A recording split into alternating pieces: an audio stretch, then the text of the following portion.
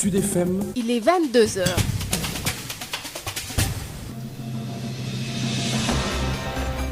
Exactement à 22h sur l'ensemble du réseau synchronisé de Sen Radio Sud FM vous informe le journal. Voici les titres. Abdoulaye Diop. Samedi de colère dans le monde rural avec une série de manifestations à Diaganiao. La population a peint un tableau sombre de leur localité. Pas d'eau, pas d'électricité, encore moins une structure sanitaire digne de nom. Les habitants ont crié le ras-le-bol qu'ils partagent avec les populations de 130 villages de Mabo. Insécurité, vol de bétail, manque d'eau, entre autres mots dont souffrent ces villages. Leur cri de cœur à entendre dans cette édition à Sédhiou. L'électrification de leur localité, c'est ce que réclament les jeunes de 6 communes du Pakao. Ils ont fait face à la presse, vous les entendrez également dans cette édition. Pendant ce temps, la ville de Tivaouane fait sa toilette. La mairie a lancé l'opération Tivaouane Ville Propre. 75 jeunes enrôlés pour une durée de 3 mois. L'appel de Babacar Sow dans ce 22h. L'actualité internationale et celle sportive mettront fin à cette session d'information mise en ordre par Alassane Wade. Tout de suite, le développement. Sud Nuit.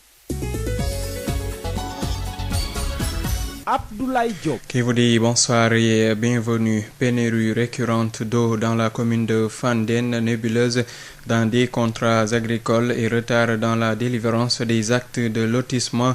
Autant de préoccupations soulevées par la section PASTEF de Patriotes de la commune de Fandène à l'endroit du maire de la commune, Thiès Babacar Ndao. Les patriotes de la commune de Fandène constatent pour condamner les pénuries récurrentes d'eau qui affectent la zone centre. Nous pouvons citer le problème de l'eau au niveau de la commune de Fandène, particulièrement au niveau de la zone centre. Vous regardez à vos côtés, vous voyez des bidons d'eau. Donc la population de Fandène souffre du problème de manque d'eau et cela est dû à l'installation des forages au niveau de la commune. La disponibilité d'eau dans la semaine est de 3 jours. La section PASTEF de Fandène demande des comptes à l'équipe municipale sur les contrats agricoles dont celui du GIE Sursaut de Lalane. Jean-Baptiste Diop, porte-parole du jour. Il y a des périmètres agricoles qui ont été affectés à des organisations. Ces organisations ont eu des partenaires. Donc il y a eu un contrat qui les lie. Donc ces contrats-là, nous doutons de la gestion de ces fonds par les responsables de ces organisations. Et je peux citer le GIE Sursaut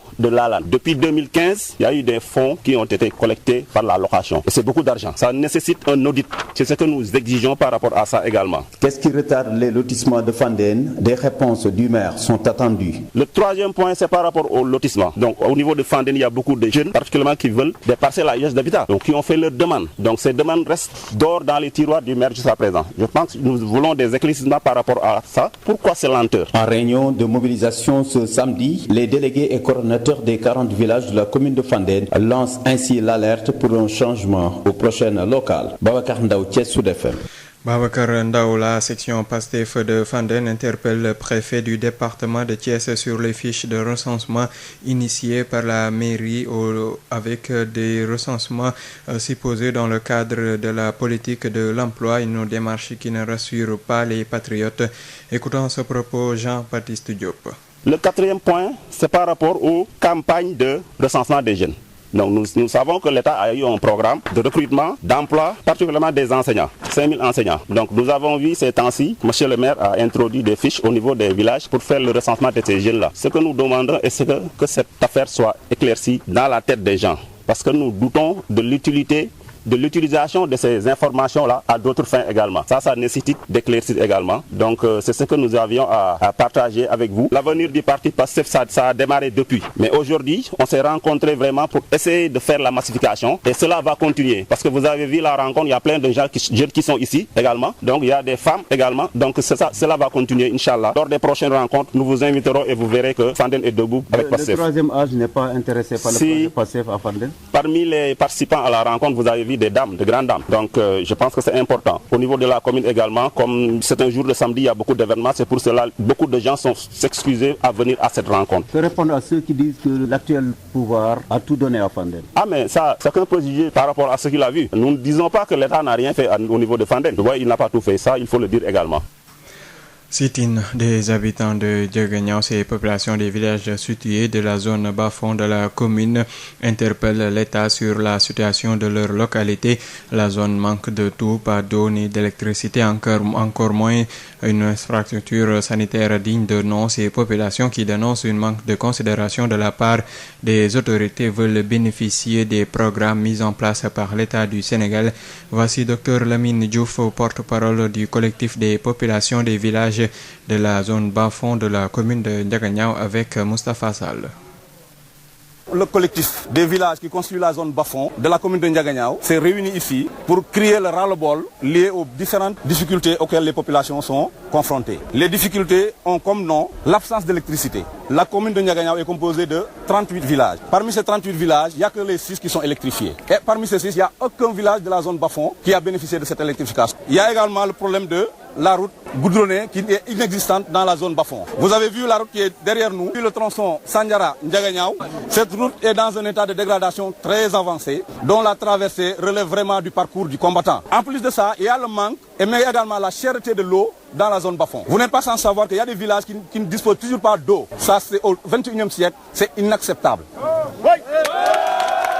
Nous avons entendu le ministère de la Santé dire qu'il faut laver régulièrement les mains avec de l'eau et du savon. Si on n'a pas d'eau, avec quoi on va laver les mains? Pas d'eau, pas de salubrité. Pas de salubrité, pas de santé. Pas de santé, pas de développement. Je vais parler en quatrième lieu du problème de la santé. Ici, la zone bas-fond ne dispose que d'un seul poste de santé. Ce poste de santé manque presque de tout. Il n'y a pratiquement pas de médicaments. Si tu vas au niveau du poste de santé, si on te prescrit des médicaments, tu seras obligé de faire des kilomètres pour aller chercher les médicaments. Ça, c'est inacceptable. Oui. En plus de cela, le personnel est insuffisant et le plateau technique est vraiment au rabais.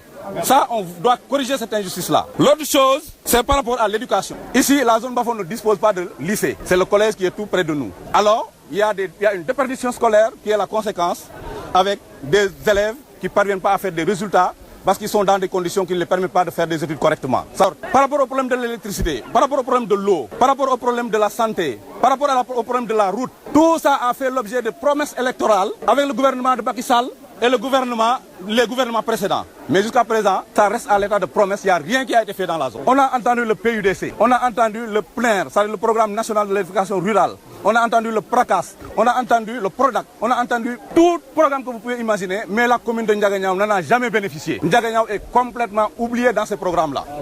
Et je pense que ça, c'est plus qu'anormal. Si l'État ne fait pas quelque chose, qu'est-ce que nous allons faire? La population est plus que mobilisée pour dire que rien ne sera plus comme avant. Les choses vont bouger. Par A ou par B, ils vont bouger. C'est-à-dire qu'on ne va pas rester là à subir. Les gens, à chaque veille d'élection, les gens viennent ici, ils trompent nos parents, ils votent pour eux et ils ne font rien pour la zone. Ça va céder. À l'instant, Dr Lamine Diouf, porte-parole du collectif des populations de la commune de Ndiaganiao. Le maire a promis de réagir, vous l'entendrez sûrement dans nos prochaines éditions. En brassard rouge, les populations de 130 villages de l'arrondissement de Mabo sont inquiétées. L'insécurité, le vol de bétail, le manque d'eau potable et de l'électricité et des structures sanitaires constituent de veilles doléances qui tardent à être réalisées. Le mouvement Ça suffit Doïna et les populations de l'arrondissement de Mabo menacent de sanctionner la mouvance présidentielle lors des prochaines élections locales et législatives. Reportage Mamadou Camara. Regroupés au sein du mouvement Ça suffit Doïna, les populations de 130 villages de l'arrondissement de Mabo dans le département de Birkilane ont porté des brassards rouges. Elles réclament de l'eau potable, de l'électricité pour les localités qui sont dans le besoin. Sanor Sissé est membre du mouvement Ça suffit Doïna. Le manque d'électricité, le manque d'eau, surtout potable, le manque de plateau technique médical, l'insécurité, le vol de bétail. Monsieur le Président, notre localité est l'une des plus religieuses du Sénégal. Par conséquent, tout le Sénégal s'y converge périodiquement pour faire leur jar, leur mangal extra. Parmi les villages qui accueillent des hôtes à de pareilles circonstances, nous pouvons citer Djamel, chez Mam Abdou Sissé, Darou Wanar, chez Mam Alioune Seck, Mabo, chez Imam El Hadj Modouka, Darou Salam, Touba Saloum, Prohan et Darou Salam, Kaba. Chérif Abdoulaziz Diao, secrétaire général du mouvement Ça suffit Doïna. Population de l'arrondissement de Mabo.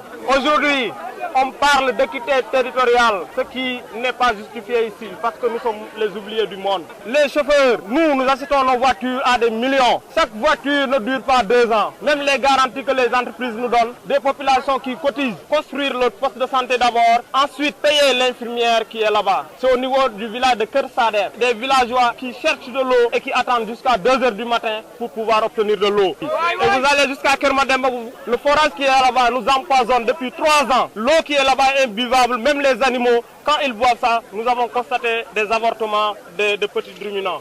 Au niveau de Kersader, il n'y a pas d'infirmière chef de poste, parce que celle qui est là-bas a été recrutée par les villageois. Ce sont eux qui cotisent avec les bonnes volontés. Récemment, nous avons écrit une lettre pour déposer au niveau du ministère de la Santé. Cette lettre a été accusée de réception, mais jusqu'à maintenant, nous n'avons pas vu l'infirmière venir. Kersader se trouve dans la commune de Dionik, au niveau de Mabo, alors que le poste de santé de Mabo polarise tous les villages environnants. Vous connaissez la dotation des médicaments, comment ça se passe, avec les comités de santé, de développement sanitaire. Donc vous comprenez donc ce que vivent ces populations-là. Le mouvement Ça suffit Doïna interpelle l'État et les autorités locales sur ces préoccupations qui, selon ses membres, sont des urgences, ont-ils dit. Mabo, Mamadou Kamara, Sud FM. Mamadou Kamara, merci. Je vous le disais dans les titres à Sédhiou, les jeunes de 6 communes du Pakao réclament avec véhémence l'électrification de leur terroir. L'absence de ce service d'éclairage entraîne des désagréments et plombe toutes les initiatives de développement local. Le mal a fini d'impacter toutes les localités situées entre Sédhiou et Kolda, ont-ils fait savoir ce samedi lors d'une conférence de presse tenue à Diana Malari. Moussa Dramé signe le compte-rendu. Les jeunes de plusieurs villages de 6 collectivités territoriales du Pakao dans l'est de Sédhiou, regroupés au sein du mouvement Pakao en avant, sont déçus des nombreuses promesses sans lendemain d'électrification de leur localité. Ils l'ont fait savoir ce samedi à Diana Malari à l'occasion d'une conférence de presse. Pape Daouda Sissé, le chargé de communication du mouvement Pakao en avant. Les jeunes de 6 communes du Pakao, à savoir la commune de Dianaba, la commune de Diana Malari, la commune de Sakar, la commune de Samekantan, la commune de Oudoukar et la commune de Kolibantan. Aujourd'hui, tous ces jeunes-là se sont réunis pour crier un peu le ras-le-bol, à savoir le manque d'électricité dans le Pakao. Et aujourd'hui, nous sommes dans la diffusion de ces informations obtenues pendant 8 mois de recherche. À l'en croire, l'absence du courant électrique dans le Pakao entraîne des désagréments et conséquences préjudiciables sur leur vécu quotidien et dans tous les secteurs socio-professionnels. Pape Daouda Sissé du mouvement Pakao en avant. Le Pakao, ça constitue 126 villages pour 70 000 habitants. Ce manque d'électricité-là nous pousse à avoir quoi? Avoir des femmes qui accouchent dans le noir. Il y a beaucoup de jeunes qui abandonnent leurs études. Pourquoi? Parce que rien que la nuit, ils n'ont pas d'électricité pour étudier, qui veulent investir dans le Pakao. Il n'y a pas d'électricité dans le Pakao. Pendant la pandémie à coronavirus, il y a beaucoup de jeunes qui ont raté 2 à 3 mois de cours parce qu'ils n'avaient pas d'électricité. Il y a aussi des jeunes qui, aujourd'hui, lorsqu'ils touchent à un ordinateur, c'est parce qu'ils sont à l'université. Il n'y a qu'un seul lycée. Certains nous disent que oui, nous n'avons pas un très bon poids électoral. Il y a une très bonne densité dans le Pakao. Ces jeunes ont invité les différents maires des collectivités territoriales, parmi lesquels ont effectué le déplacement Sankou Sagnan de Oudoukar, Séni Diallo de Diana Malari et Sidi Adafé de Kolibantan. Ces derniers saluent les efforts entrepris par l'État du Sénégal tout en souhaitant l'accélération des procédures d'électrification du Pakao. Daouda Sidibé, le premier adjoint au maire de Kolda, figure aussi parmi les invités et a même souhaité l'implication des autorités déconcentrées dans les activités de plaidoyer en vue, dit-il, de créer une synergie dans la recherche de solutions à l'absence du courant électrique qui, selon lui, affecte la région de Sédhiou et celle de Kolda dans leur terroir de jonction. Moussa Dramé, Sédhiou, Sud FM.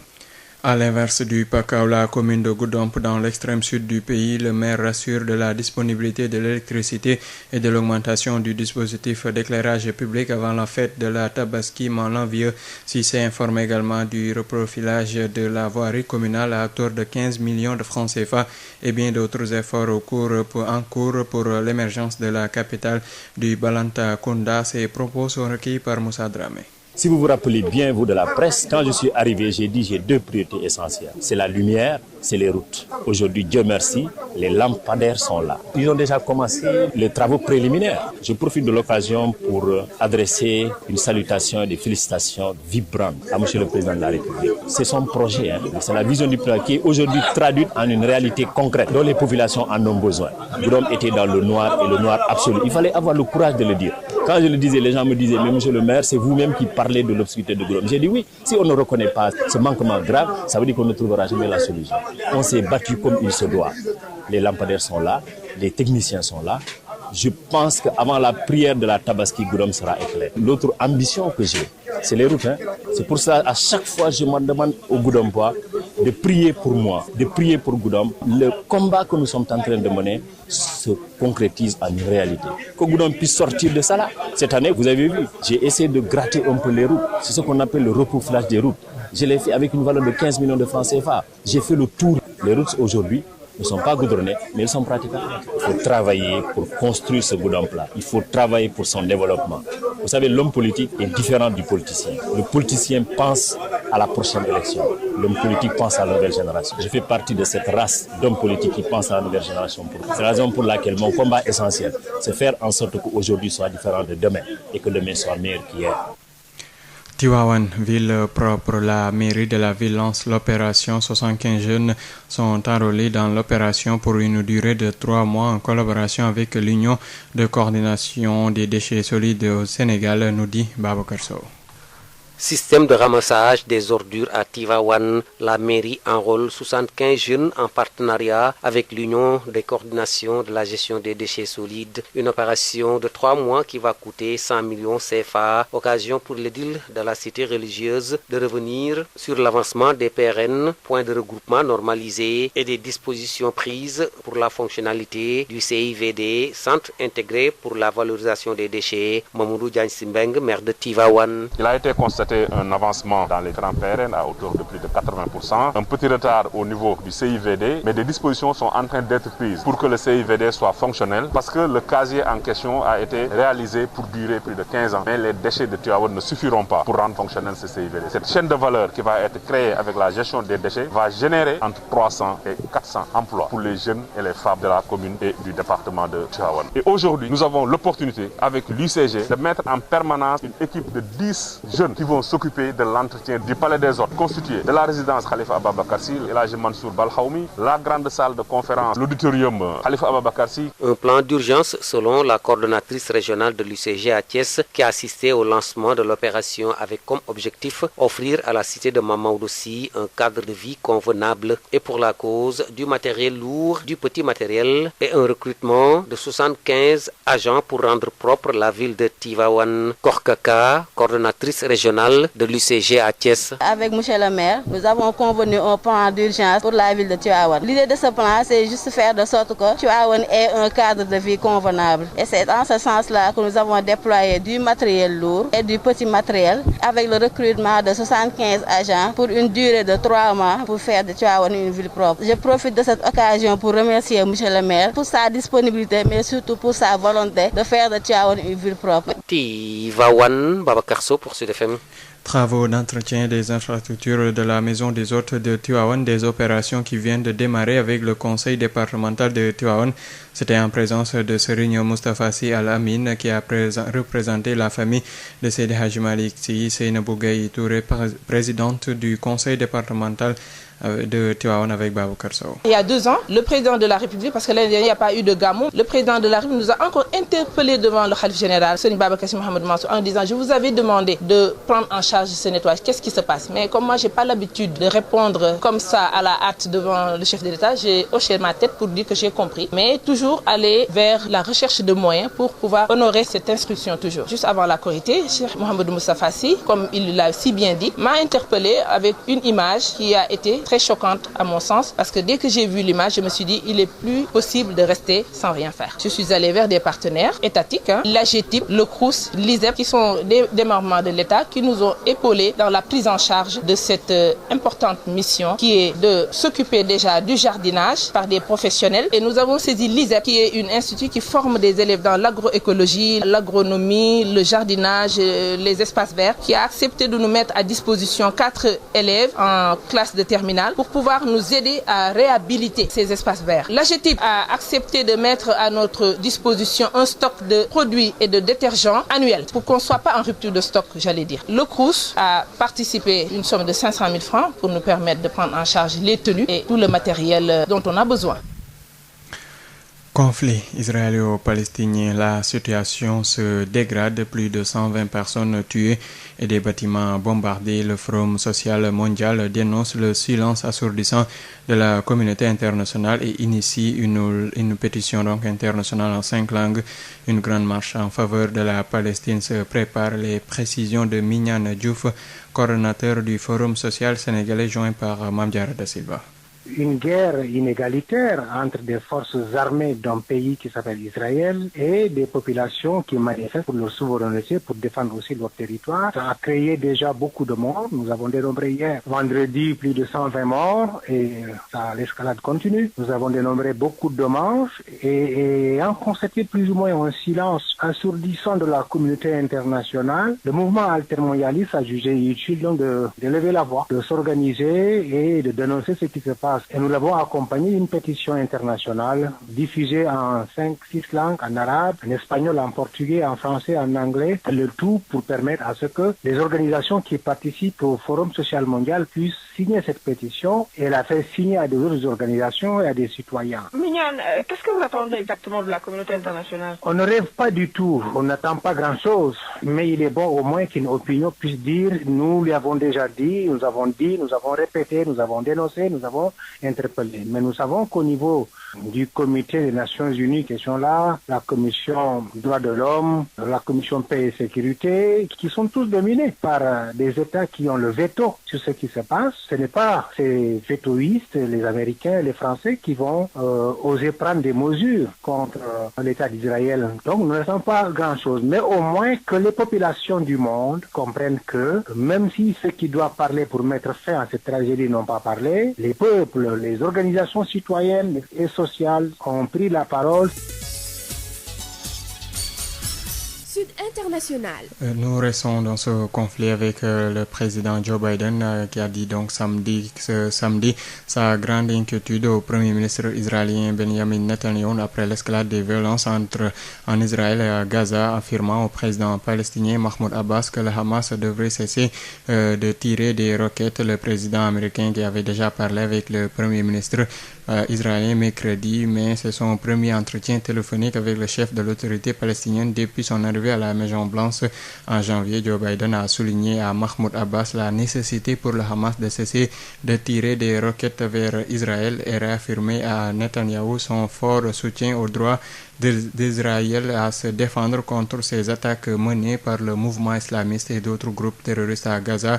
Selon des communiqués donc séparés de l'exécutif américain, le président a aussi condamné ces attaques indiscriminées contre des villes à travers Israël. D'après le texte, retour en Afrique avec le Burkina Faso qui commémore demain 16 mai la journée internationale du vivre ensemble en paix adoptée en décembre 2017 par le système des Nations Unies. Dans la différence et dans la diversité, exprimons notre désir profond de vivre et d'agir ensemble en vue de bâtir un Burkina Faso de paix, de solidarité et d'harmonie. C'est le thème de réflexion de cette journée qui est à sa 4e édition. Plusieurs activités sont au programme, dont une conférence publique tenue ce samedi à Ouagadougou. Suivons la cérémonie d'ouverture de cette conférence publique avec notre correspondant à Ouagadougou, Mathieu Somda. Des crises multidimensionnelles affectent le vivre ensemble en paix au Burkina. Ces crises, selon le ministre en charge de la réconciliation nationale, Zéphirin Diabré, sont marquées par un échec de la construction de l'État-nation depuis la décolonisation, le terrorisme et l'extrémisme violent. À travers le monde, le vivre ensemble en paix est aussi fragile. Et donc, la journée internationale du vivre ensemble en paix célébrée le 16 mai de chaque année est, selon les Nations Unies, un moyen de mobiliser régulièrement les efforts de la communauté internationale en faveur de la paix, de la tolérance, de l'inclusion, de la compréhension et de la solidarité. À l'ouverture de cette conférence publique, la coordinatrice résidente du système des Nations Unies au Burkina a indiqué que le Burkina dispose de capital humain et de ressources socio-culturelles pour transformer les crises actuelles en une force de paix, de prospérité et de progrès. Metsi Maketa cite entre autres la qualité de la classe politique, l'engagement de la société civile, le dynamisme de la jeunesse, le talent des artistes burkinabés et la parenté à plaisanterie. Mathieu Somda depuis Ouagadougou pour Sud FM. Tout de suite, l'actualité sportive donc, que nous démarrons avec le football local. La 16e journée de la Ligue 1 se joue demain à Pikine, Stade de Mbour, Seneps Diambour, le duel des académiciens qui va opposer Génération Foot à Dakar Sacré-Cœur, Niary Tally, Teungueth FC. La Ligue 2 a débuté, elle, sa 16e journée ce samedi. Le derby faticois a tourné à l'avantage de J Fatick, vainqueur 1-0 contre Jamono Fatick. Uzo et Demba Diop se sont partagé les points un partout. Africa Promo Foot a battu donc 1-0 par Guédiawaye Football Club. La suite demain avec Keur Madior Renaissance, Amitié FC, Linguère, Duc, Sonacos. En Europe, Leicester a remporté la FA Cup pour la première fois de son histoire en battant Chelsea 1-0 ce samedi. Pendant ce temps, un match comptant pour la 36e journée. Ce samedi, Leeds a étrié Burnley 4-0. Southampton a battu 3-1 Fulham. La suite ce dimanche avec entre autres rencontres à 13h05, Tottenham, Wolverhampton, West Bromwich, Liverpool de Sadio Mané. La Ligue 1 française avec le programme de la 37e journée. Retenez que tous les matchs se jouent demain à 19h avec le leader Lille qui accueille Saint-Etienne, Paris Saint-Germain, Reims, Monaco, Rennes, Nîmes, Lyon et Marseille Angers en Espagne. La 37e journée se joue également demain avec au programme à 16h30. D'ailleurs, tous les matchs se jouent à 16h30. Atlético Madrid, Osasuna, Bilbao, Real de Madrid, Barcelone qui accueille Celta Vigo et Villarreal qui reçoit Séville. Le calcio italien, la 37e journée a démarré également ce samedi avec la Juventus qui a battu le champion Inter 3-2. Le derby romain a tourné à l'avantage de l'AS Rome qui a battu 2-0 Lazio. Atalanta Bergame bat 4-3 Genoa. Demain dimanche, Fiorentina accueille Naples de Kalidou Koulibaly à 10h30. Milan aussi reçoit Cagliari en Bundesliga. On a joué aujourd'hui la 33e journée. Fribourg tenu en échec à domicile par le Bayern Munich 2-2. Schalke 04 a battu 4-3 Francfort. La suite demain avec à 16h Mayence Dortmund Leipzig qui reçoit Wolfsburg. À 22h27, c'est la fin de ce journal. Tout de suite le rappel des titres. Abdoulaye Diop. Samedi de colère dans le monde rural avec une série de manifestations à Diaganiao. La population a peint un tableau sombre de leur localité. Pas d'eau, pas d'électricité, encore moins une structure sanitaire digne de nom. Les habitants ont crié le ras-le-bol qu'ils partagent avec les populations de 130 villages de Mabo. Insécurité, vol de bétail, manque d'eau, entre autres mots dont souffrent ces villages. Vous avez entendu leur cri de cœur dans cette édition à Sédhiou. L'électrification de leur localité, c'est ce que réclament les jeunes de 6 communes du PACA. Ils ont fait face à la presse, vous les avez entendus également dans ce journal. Pendant ce temps, la ville de Tivaouane fait sa toilette. La mairie a lancé l'opération Tivaouane Ville Propre. 75 jeunes enrôlés pour une durée de 3 mois. Vous avez entendu l'appel de Babacar Sow qui était dans ce 22h. L'actualité internationale et celle sportive ont mis fin à ce rendez-vous d'information. Il vous a été présenté par Abdoulaye Diop et c'est avec un immense plaisir. Un grand merci à Alassane Wade pour la mise en onde, à Birama Ndiaye pour la réalisation. Merci également à vous qui nous suiviez ici à Sacré-Cœur et partout où vous nous recevez. Toute la rédaction du Choix de la Différence vous dit merci de votre fidélité. L'info revient à 0h. D'ici là, excellente fin de soirée à toutes et à tous. Sud FM Dakar.